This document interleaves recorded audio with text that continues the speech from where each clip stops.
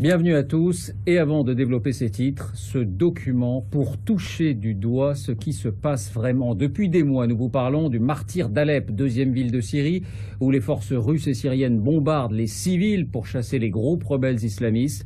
Alors il y a les débats, les affrontements diplomatiques et puis il y a l'existence quotidienne sur un fil, celle des enfants, celle des familles. Ce sont des ambulanciers qui ont saisi ces instants. Voici ce document commenté par Franck Genozo avec Giona Messina. Une ambulance lancée à vive allure dans les rues d'Alep-Est. Laissez passer! Poussez-vous! Bouge, bouge! Ces secouristes syriens cherchent la zone d'impact d'une bombe qui vient de s'abattre sur la ville.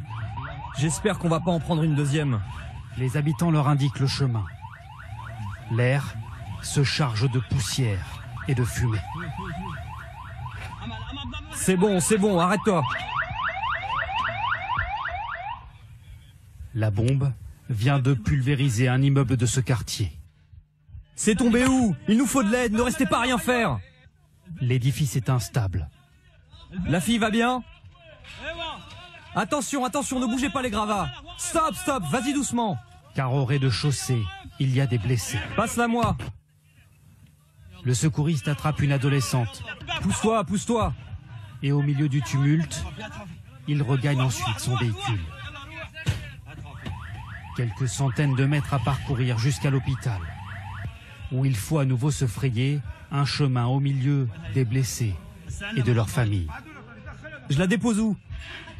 Attention, fais attention à mon épaule. La jeune fille n'est que légèrement blessée.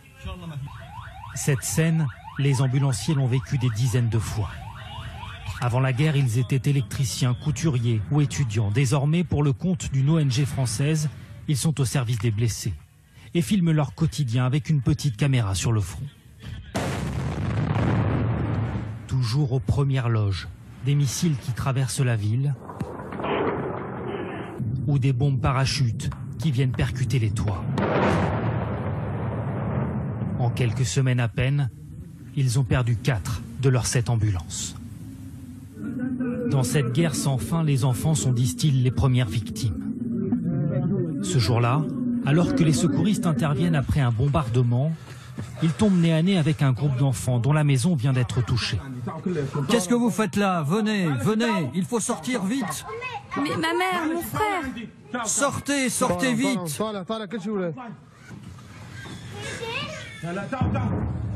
À l'intérieur, les petits derniers sont là, perdus au milieu des débris.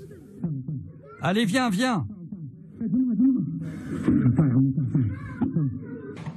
Où est ta mère? Au 4e.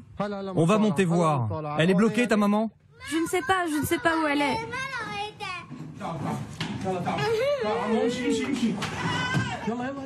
Allez les enfants, sortez tous.